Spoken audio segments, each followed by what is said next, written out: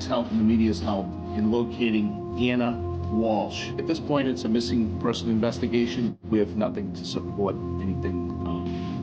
Apa jadinya jika ada seorang eksekutif real estate menghilang secara tiba-tiba? Jadi kali ini kita akan menceritakan tentang kasus hilangnya seorang wanita bernama Anna Walsh yang dilaporkan menghilang dari rumahnya sendiri. Tapi sebelum itu jangan lupa like dan juga subscribe channel ini, karena kalau kalian subscribe maka kita bakal bikin video yang durasinya lebih panjang dari ini gitu. Kalau udah 1000 subscriber tentunya. So mari kita mulai.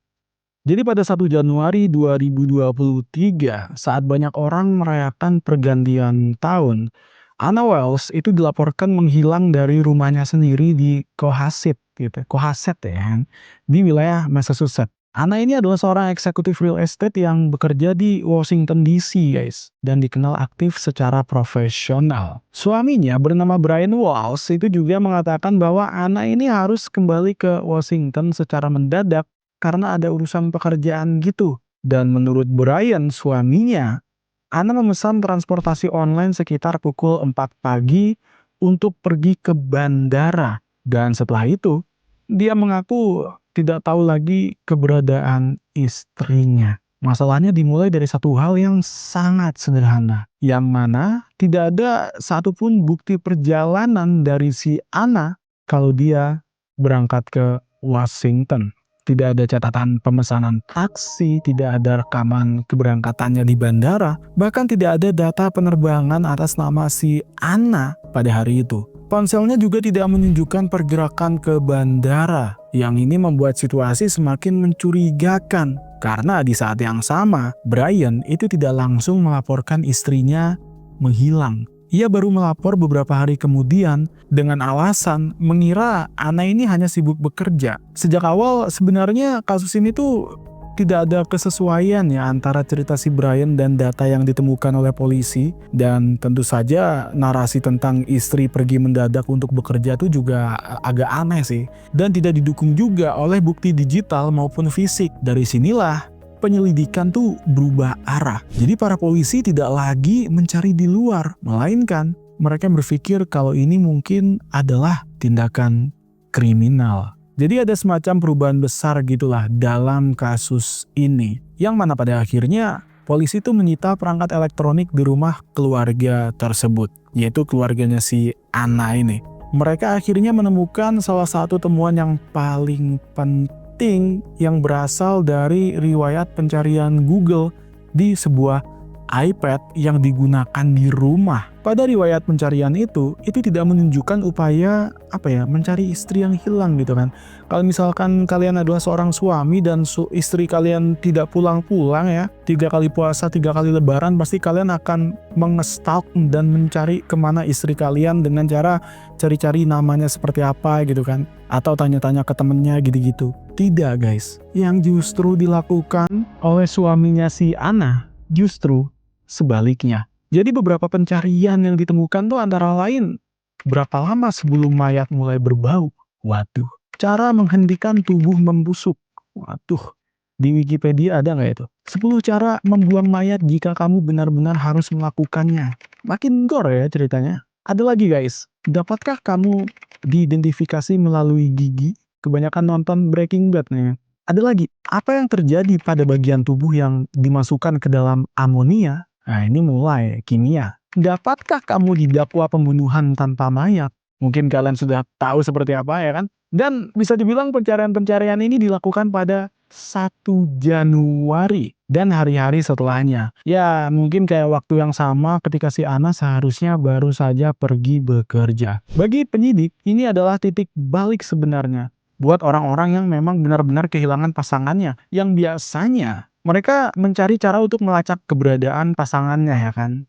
Ya mungkin dengan cara menghubungi maskapai atau kerabat gitulah. Yang terjadi di sini justru sebaliknya guys. Fokusnya malah ke pembusukan, identifikasi jasad, dan konsekuensi hukum pembunuhan. Penting dicatat juga bahwa pencarian tersebut tuh dilakukan berulang kali dengan variasi kata kunci yang berbeda-beda. Ini buat para digital marketer pasti paham ya kan? Ini menunjukkan adanya upaya aktif ya mencari informasi teknis tentang penghilangan tubuh dan resiko hukum gitu jika dilakukan oleh orang yang lagi mencari. Jadi ada juga pertanyaan yang sangat spesifik dari hasil pencarian di iPad tersebut ya. Itu kayak berapa lama DNA bertahan? Apakah bagian tubuh dapat ditemukan di tempat pembuangan sampah? Bagaimana pembersihan darah dari lantai kayu? Dan lain-lain yang pengen gua cekek suaminya. Riwayat brengsek suaminya ini memang. Riwayat ini tidak berdiri sendiri sebenarnya karena data forensik digital juga menunjukkan waktu pencarian dan durasi penggunaan perangkat dan koneksi jaringan di rumah. Dalam investigasi modern, yang namanya riwayat digital itu sering menjadi bukti kuat. Bahkan jika dihapus, data-data tersebut bisa dipulihkan melalui metode forensik. Nah, dalam kasus ini, riwayat pencarian itu menjadi indikasi kuat adanya semacam niat dan perencanaan gitu. Narasi si Brian, yaitu suaminya si Anna yang begitu ini ya, ini yang awalnya pura-pura tidak tahu apa-apa dan plonga-plongo, akhirnya mulai runtuh karena ketahuan. Ya, riwayat pencarian itu menunjukkan bahwa ya seseorang di rumah tersebut mungkin sedang mempelajari cara menghilangkan jejak pembunuhan. Bukti digital ini menjadi pondasi utama dakwaan jaksa yang akhirnya akan berlanjut lagi. Ini juga diperkuat dengan bukti fisik lainnya ya, seperti rekaman CCTV yang menunjukkan Brian berada di toko bangunan di wilayah Home Depot sehari setelah Anna itu menghilang. Di sana dia membeli beberapa barang gitu, termasuk terpal plastik, ember besar, sarung tangan, alat pemotong, biadab memang ya, cairan pembersih kimia, dan lain-lain lah. Yang intinya total pembeliannya tuh sekitar $450. Yang membuat pembelian ini cukup mencurigakan ya karena waktunya sangat dekat sekali gitu dengan hilangnya si Anna. Serta adanya kesesuaian dengan riwayat pencarian Google tentang tutorial-tutorial gimana dia ini mencari cara mungkin untuk menghilangkan jejak. Saat itu Brian tuh sebenarnya sedang dalam tahanan rumah juga terkait kasus penipuan seni sebelumnya ya. Memang problematik manusia ini berarti. Dan ia menggunakan waktu yang diizinkan untuk keluar rumah dengan alasan kebutuhan keluarga. Polisi juga kemudian melacak lokasi pembuangan sampah yang berkaitan dengan pergerakan si Brian. Nah, di salah satu lokasi ternyata ditemukan kantong sampah berisi sarung dengan DNA gergaji besi, kain dengan darah, serta barang pribadi milik Anna lainnya lah, seperti dokumen gitulah. Akhirnya tes laboratorium tuh dilakukan dan para penyelidik menemukan adanya kecocokan DNA antara noda darah dan si Anna ini. Selain itu, di ruang bawah tanah rumah mereka juga ditemukan jejak darah dan tanda-tanda pembersihan yang tidak sempurna. Ada semacam indikasi bahwa lantai telah dibersihkan secara intensif dan semua ini membentuk sebuah semacam pola gitu. Mulai dari riwayat pencarian gitu kan dan lain-lain hingga si Brian beli barang-barang untuk menghilangkan jejak. Dan semua rangkaian ini menjadi sebuah kesimpulan yang menunjukkan adanya dugaan pembunuhan berencana dari Brian ke istrinya sendiri. Ternyata Brian juga sempat mencoba untuk menciptakan kesan normal gitu ternyata guys, dengan aktivitas bersama anak-anaknya. Jadi kayak setelah semua terjadi ya kayak nggak ada apa-apa gitu. Emang biadab emang si Brian ini ya.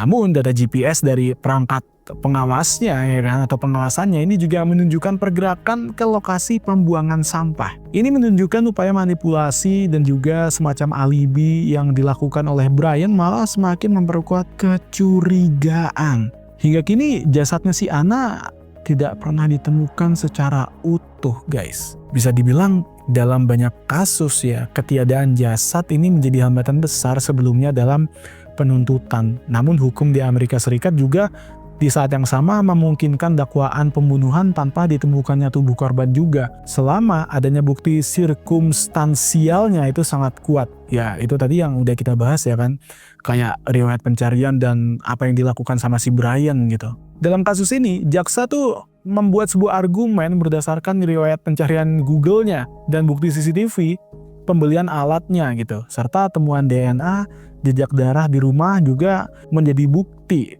yang pada intinya menunjukkan ketidaksesuaian bagaimana si Brian ini bercerita. Yang ini mengarah kepada satu kesimpulan penting bahwa Anna Wells itu tidak pernah pergi ke bandara. Kasus Anna Wells ini menunjukkan bagaimana teknologi di saat yang sama ya bisa menjadi saksi utama dalam kejahatan modern. Pelaku mungkin berpikir bahwa menghapus riwayat atau membersihkan lokasi itu cukup untuk menghilangkan bukti. Namun forensik digital mampu merekonstruksi aktivitas dengan detail yang sangat tinggi ya. Bahkan algoritma pencarian seperti metadata juga, GPS dan CCTV juga menciptakan rekaman yang cukup objektif sebenarnya. Dan data juga tidak punya emosi, tidak bisa dipengaruhi cerita juga, dan tidak berubah karena tekanan. Dan dalam kasus ini, Google mungkin bukan alat kejahatan yang efektif, melainkan menjadi sumber bukti. Mampus ya, temu di penjara tuh si Brian. Dan setiap kata kunci yang diketik akhirnya menjadi bagian ya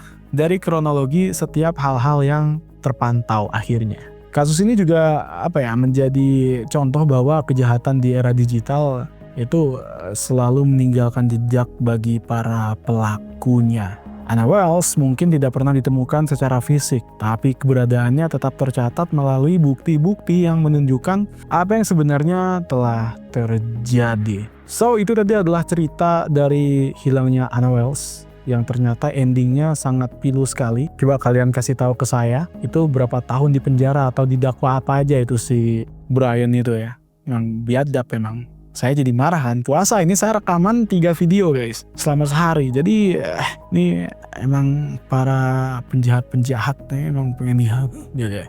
Anyway, terima kasih udah nonton video ini dari awal sampai habis, karena 90% orang nonton video ini itu nggak subscribe. Jadi kalau kalian suka cerita-cerita serem seperti ini dengan durasi yang lebih panjang, subscribe. Karena jika udah 1000 subscriber, kita akan bikin cerita yang jauh lebih panjang dan lebih mendalam. Aku Zakanos, terima kasih udah nonton, dan selamat datang di Paradox Story.